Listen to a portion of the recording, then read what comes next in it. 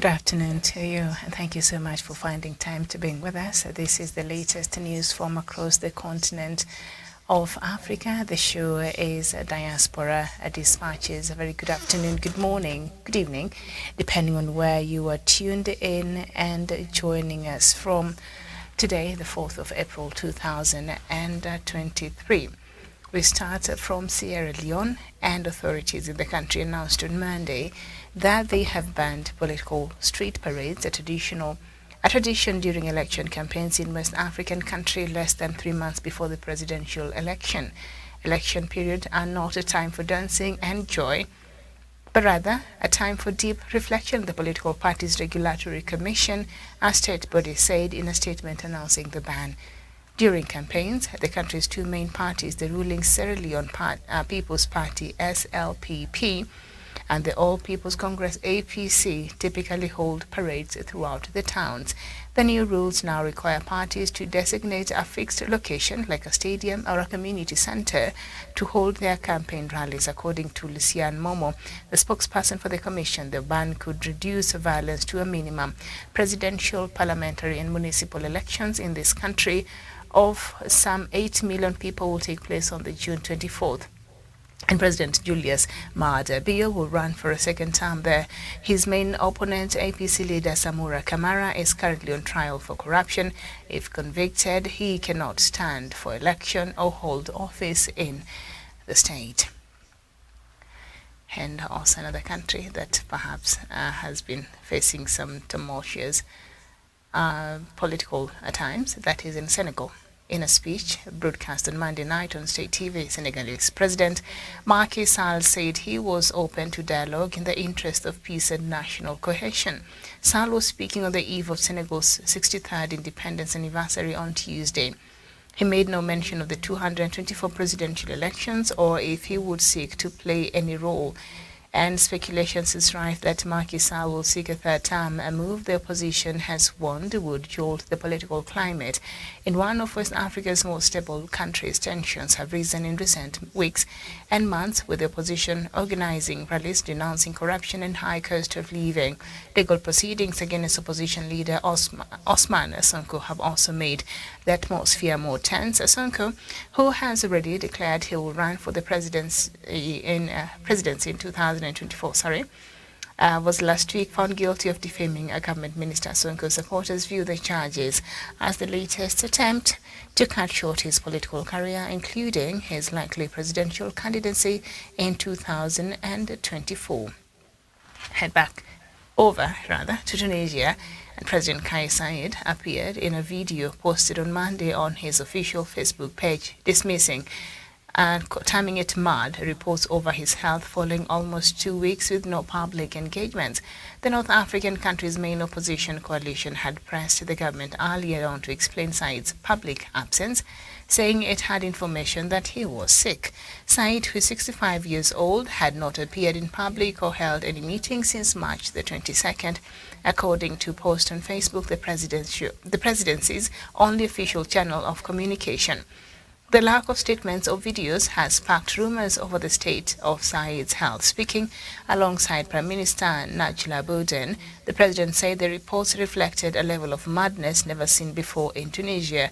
Earlier on Monday, Ahmed Najib Chebi of the National Salvation Front opposition coalition told journalists that they asked the government to address the Tunisian people and say if the president has health problems that have forced him to be absent, then he should say so. Chebi said Bouden would run Tunisia in the event of a temporary power vacuum, but that a permanent vacancy would present the country with a great catastrophe due to a legislative void. In his video, President Said accused unnamed people of trying to create crisis by talking of a power vacuum. Said, who staged a dramatic power grab in July 2021 and has since ruled by decree last year, rammed through a constitution giving his office unlimited powers and neutralizing parliament, Since February, security forces have arrested over 20 public figures, including top members of the opposition. Those targeted include members of the once powerful Islamist-inspired Al-Hadar party and political activists, as well as lawyers, businessmen, and the head of a popular radio station known for giving a platform for criticism of the president. Said has publicly alleged they were plotting against the state and labeled them as terrorists. Very well, we head over to Bongo. Hopefully this time we'll get some good news, but not Bongo, but Gabon. All right, the president is Ali Bongo, who had been widely expected to announce his bid for a new term at celebrations to mark 55th anniversary of the ruling Gabon Democratic Party in Libreville on Sunday.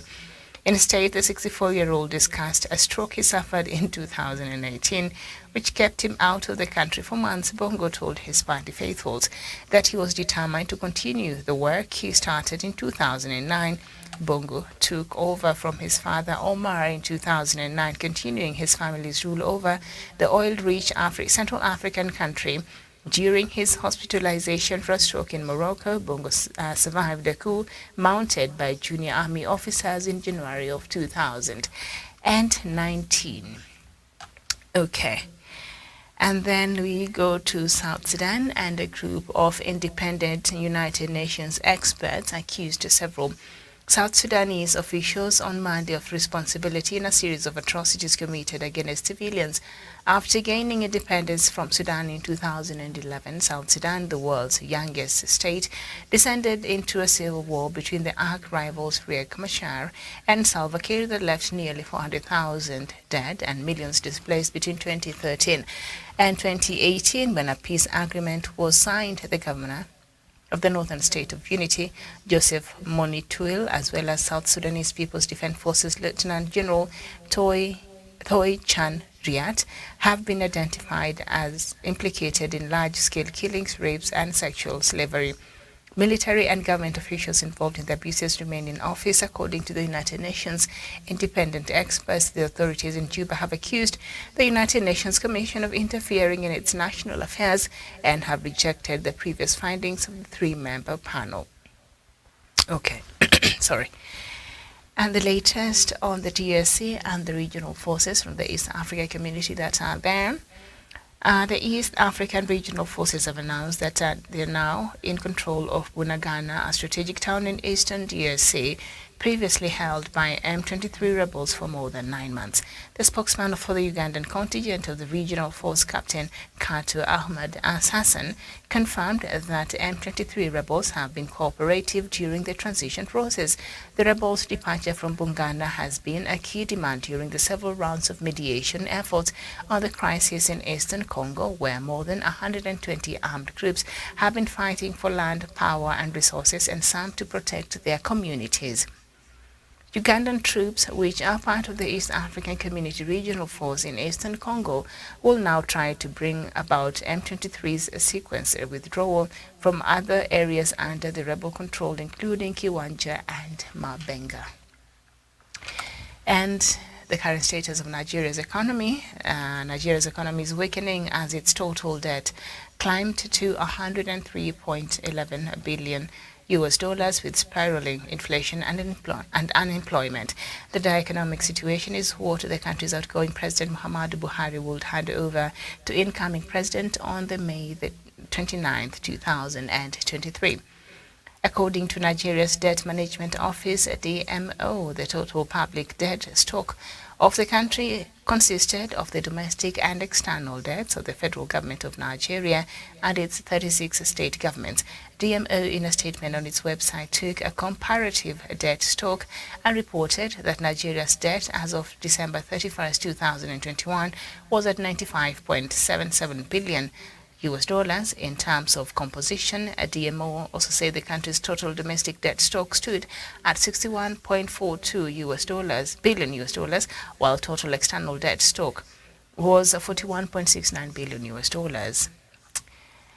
Okay, and the latest on the Central African Republic and the continued conflict.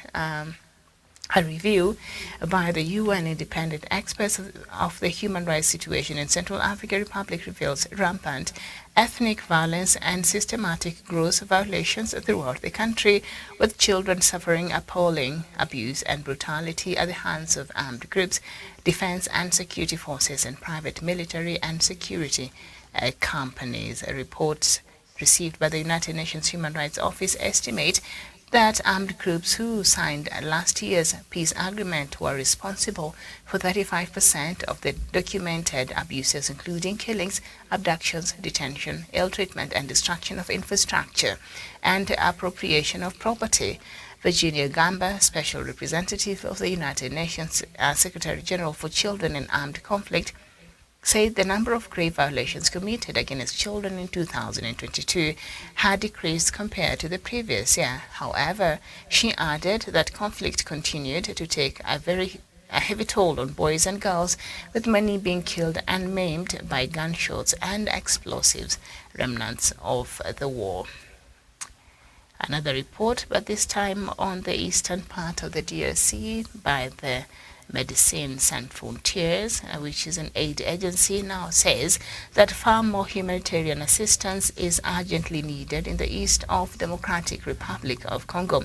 MSF says about 1 million people have been forced to flee their homes in North Kivu province over the last year as a result of violent clashes linked to the M23 rebel group.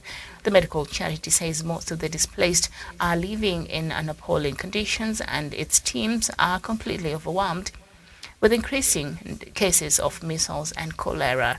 Several East African countries have deployed troops on Eastern Democratic Republic of Congo in an effort to get the M23 rebels to withdraw. The DRC has accused the neighboring Rwanda of supporting the rebel group, a claim Kigali has consistently denied.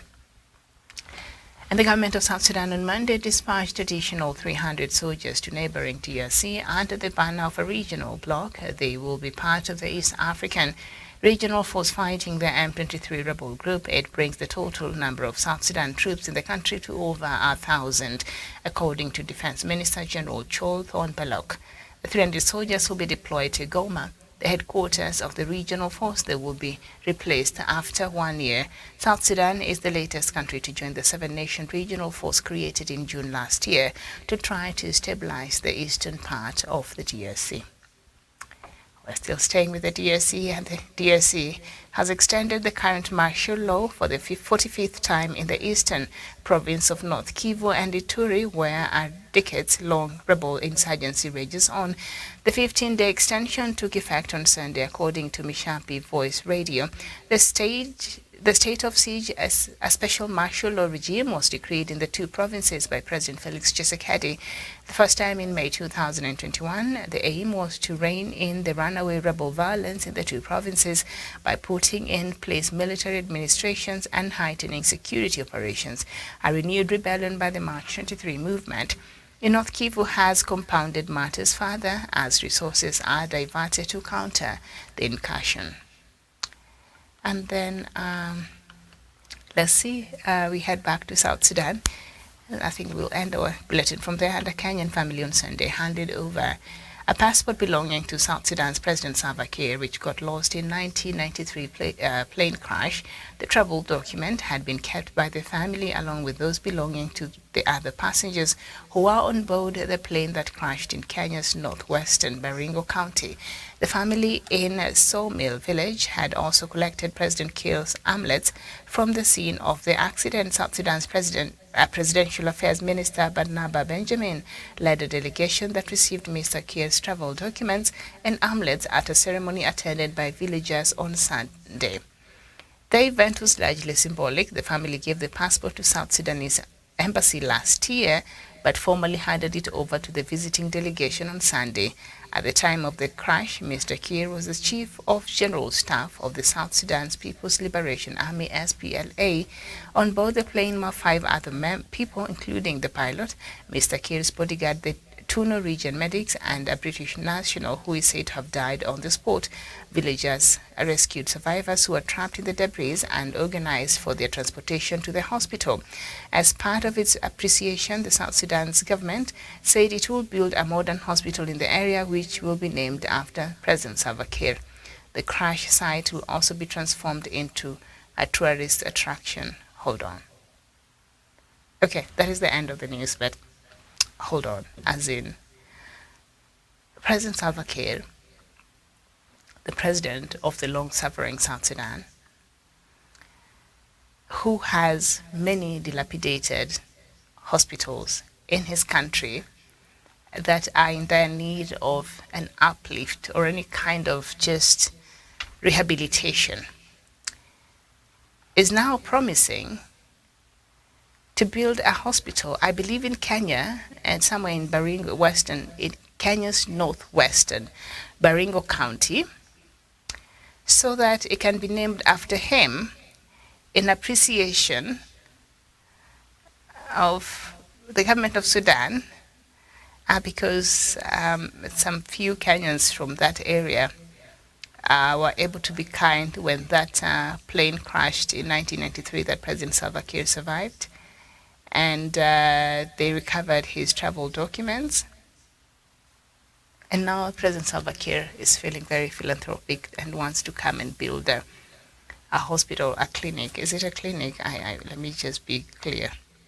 They want to come and build a modern hospital in the area. What is wrong with you, President Salva Kiir? Let me tell you, if Kenya wanted every village to have a modern hospital, Kenya could afford that. If really our priorities were right, Kenya's economy and the wealth that we have, we can actually afford that. While I do appreciate this gesture, but this is completely out of tune. This is like, sit down. This you can't do. Have you seen the state of hospitals? In fact, the hospitals in South Sudan, you can count them. They are hardly there.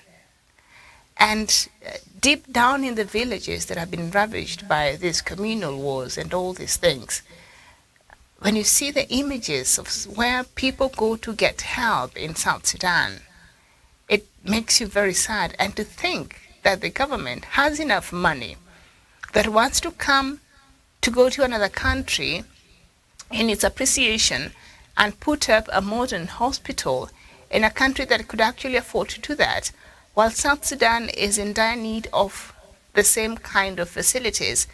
This just beats any kind of logic you can even think about. And this just shows, how our priorities, our leaders and their priorities, how sometimes they just upside down. And the fact that they organized for the president to receive these travel documents, the family already returned these documents to the South Sudan's embassy last year. Was it necessary to do this ceremony to hand over? I would understand if President Salva Kiir wanted to meet these people and just greet them and just tell them thank you in person. That I would understand. That would make sense to me. But building a whole hospital? You joke too much. This is misplaced priority. The same way you're sending soldiers into the Democratic Republic of Congo. And as much as I do understand it is an obligation under the East African community and South Sudan is a member, can the 300 that you have just said, can it just stop there? South Sudan, you cannot afford this. You cannot afford this. You are unable to pay your fees in the East African community. You are unable to pay your fees in the African Union. You are able to pay other monies that you're obligated to pay, and that is because you really can't afford it. So can you just be realistic and know where to draw the line? Let that be the last batch of soldiers you're sending to the Democratic Republic of Congo. And President Salva Kiir wanting to come to build a modern hospital in some parts of Kenya, that is ridiculous. The county government of Baringo should be able to see that the people there needs the hospital because they're given money to do that. And the country can afford to do that. South Sudan cannot. You cannot come here and build a hospital because you just can't afford it. You cannot. These hospitals are needed in South Sudan. So you stop it. Get your priorities in order, President Salva Kiir, and just stop this ridiculousness. Thank you is enough. Tell the family thank you. That's it. You can't go save a whole village while your people there are waiting for you to do the same for them. And while I do understand that you really want to show your gratitude, Mr. President, a thank you is just enough. Building a modern hospital is completely out of order, and that is because those are the kind of facilities and infrastructure that are lacking in South Sudan, and the people would like for you to address that. So if you've finished addressing that in South Sudan, then you're welcome to come build us a modern hospital somewhere in West Baringo, but otherwise you need to just stop it.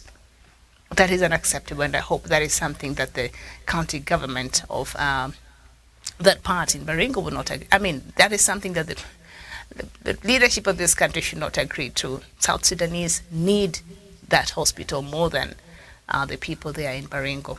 I'm sure the people of Baringo need it. I don't know how President Salva Kiir concluded that could be their most pressing matter. And if that is so, why hasn't the county government of Baringo identified that and tried to do something about it? Okay, you can't go putting out fire in your neighbor's house when you're leaving your house burning. It does not make sense, and there has to be a line that you draw, and how much you can extend yourself. That you are overextending, and I don't even think it's that necessary. Okay, so all right, so well.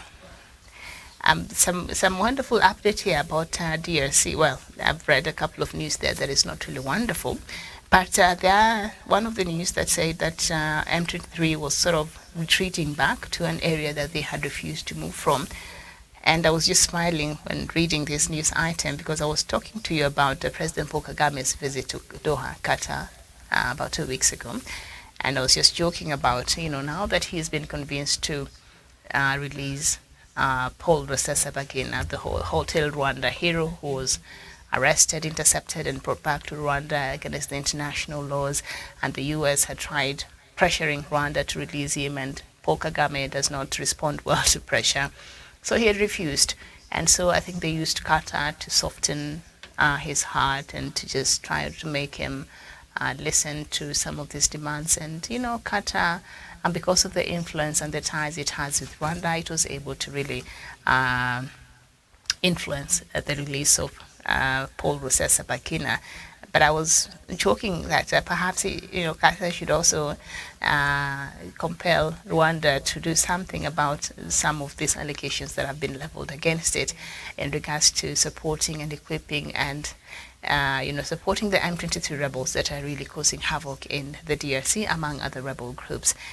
And so reading from this, just reading between the lines, I think that could have been the case. I'm not saying Rwanda. Okay, let me use the word allegedly, because if I put it like that, then I would be meaning that Rwanda is supporting M23, and we know President Paul Kagame has refuted this claim, so I will use allegedly. So since then, from what we are receiving from the Ugandan contingent that are stationed in this region, they're saying they've confirmed that the M23 rebels have been cooperative. Since when have you heard the M23 rebels have been cooperative? So over the weekend, they have been cooperative and they have been pushing back. Remember, the deadline that was given for them to adhere to these new timelines was on the 30th of April. So that time passed, but it appears now, from the reports that we are receiving from the Ugandan troops that are stationed in that area, they are saying that the M23 are pushing back and they are moving from that area, and most importantly, they are cooperative. I think that is the highlight of this news item.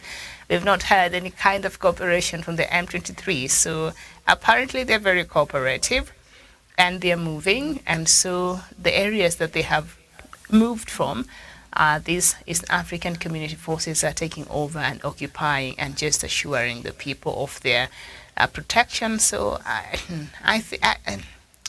but yeah, I think I'm not surprised. So perhaps, if at all the allegations about Rwanda is true, then there's a possibility that Qatar must have spoke to President Paul Kagame and, maybe convinced him of, or the country of not to, I don't know, because, these are allegations. We'll go with President Paul Kagame's words. But from what he's been saying numerous times before, your guess is as good as mine. But it's a good thing that now M23 are cooperating, so that visit to Qatar was necessary. I think it's bearing good fruits. So hopefully we will have other kinds of diplomatic engagements ongoing, so that we can see a return to peace and normalcy in that part of the Democratic Republic of Congo. Now this report, I think I read here yesterday, but I didn't get into the nitty-gritties of it from South Sudan, and I'll just spend like 2 minutes in it, and then we shall be done. That was presented to the United Nations, and these investigations was done by an independent UN experts, and they're saying that there are people. Some of the conflicts that we're seeing and human rights abuses in South Sudan are government sanctioned. Key government officials have been involved. This is not the first time we are hearing such a report come out of South Sudan, and it's named actually. It named the governors of several states, and it named the leadership of the South People's Defense Forces, and it named some of the people who committed these atrocities from the ruling party and others from the opposition. And so a lot of this communal violence, conflicts, rapes, and all these things that have been happening and that we've been talking about here every now and then, there has been some credible reports that they are actually sanctioned by officials in government and other people who are known in South Sudan. So I don't know what effect or impact this would have. It's not the first time that we are having such a report. So that now it makes sense. You remember I was telling you about here a few weeks ago that South Sudan wanted not to renew the mandate of the United Nations Human Rights Commission, I think, in the country. And I said if there's a country that really, really needs that office, that should be South Sudan, because its institutions are barely working. And so for them saying that they want to end the mandate or not renew the mandate of the United Nations Human Rights Commission in the country, it really raised some red flags. And that followed just a few days after Uganda said that it's also thinking of not even thinking it will not be renewing the mandate of that commission in Uganda, because Uganda said it has worked on its own local mechanism in dealing and handling the issues of human rights abuses, and it has strengthened. And matter of fact, it also said that the civil society there is very quite robust and is doing its job in Uganda. Okay, but that aside, South Sudan, no.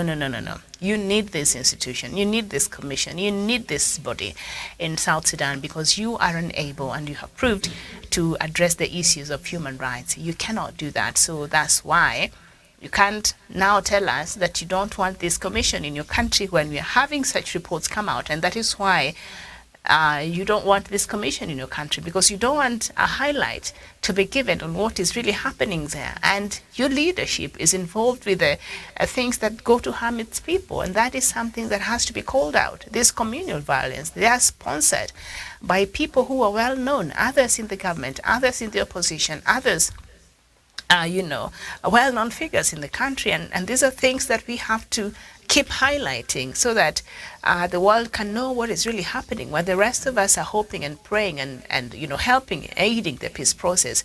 The people in South Sudan who are supposed to be in the forefront in leading this process are the ones who are now being accused of sabotaging and committing atrocities that are tantamount to even regressing the peace process. So that is not okay. So I'm waiting to see the reaction of the government of South Sudan. I'm sure it has castigated this report.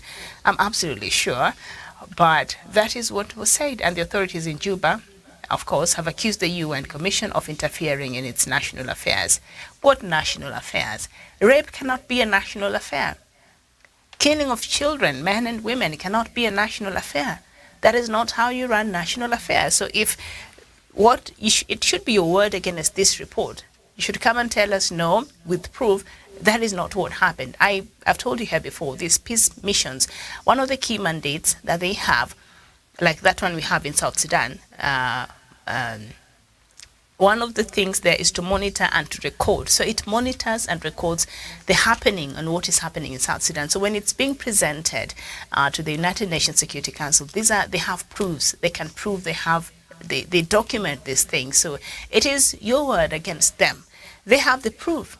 They have been documenting. So if you feel what they're saying is wrong, also produce your facts and your proof to disapprove what they're saying. But if you can't produce that, then stop saying people are interfering with your national affairs when you can't even handle your national affairs, and do the right thing by your people and correct these things, that information that we keep hearing being brought in the front of the United Nations Security Council. Instead of making noise and threatening to not renew the mandate of the United Nations Human Rights Commission in your country, could you investigate and see is there truth with what in what is being said, instead of being so reactionary? And a lot of this information that is presented there actually has some truth to it, because you have not proved otherwise. Okay, so that is just what I needed to underscore on this report. So yeah, it makes sense why South Sudan does not want that commission in that country. So you don't want that commission in that country, and then you do what? Because clearly you can't handle the issues of human rights by yourself. You don't have strong institutions, strong judiciary, strong police force, anything. In the justice system is not working in South Sudan as it should. So institutions like this are important. So just look at the report and use it as a challenge to do better and to change. And for the people who have been named and who operate in South Sudan with impunity, those are the kinds of people who should be brought to book. But the government should not be loud in protecting them and castigating the commission.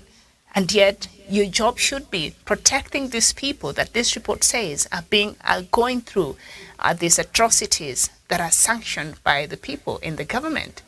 Your responsibility and your protection should be on the vulnerable people of South Sudan, not these other leaders. Okay, so it's it's okay. Let me just end there. When I start going on South Sudan, I may not end it right now. I want to thank you so much for your time. Hopefully, we can talk about some other news items that I did not get to give much details on in the morning show, God willing. I want to thank you so much for your time. Enjoy the rest of your day. My name is Miriam Ogutu. Bye-bye.